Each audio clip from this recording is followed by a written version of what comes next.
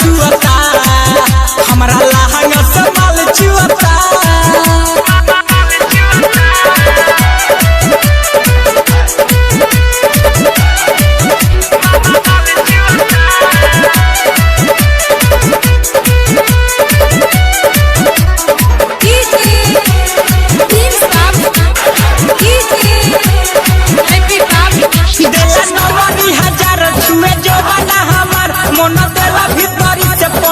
छुए सौसे अलंग गरम कदेला बदन हम मना के कैसे मनाई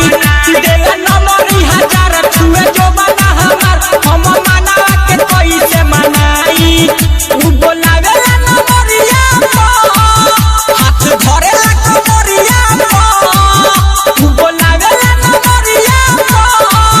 हाथ धरेला कमरिया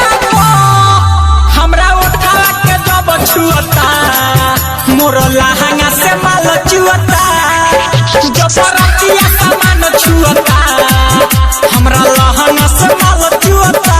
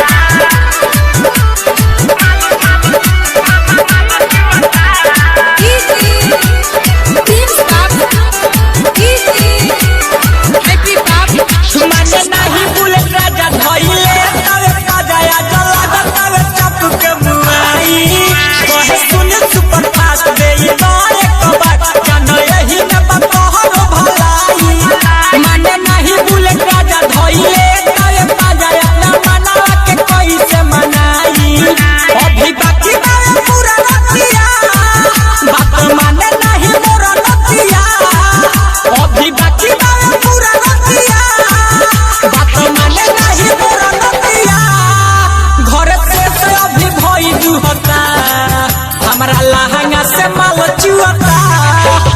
बरातिया जो गाल छुअता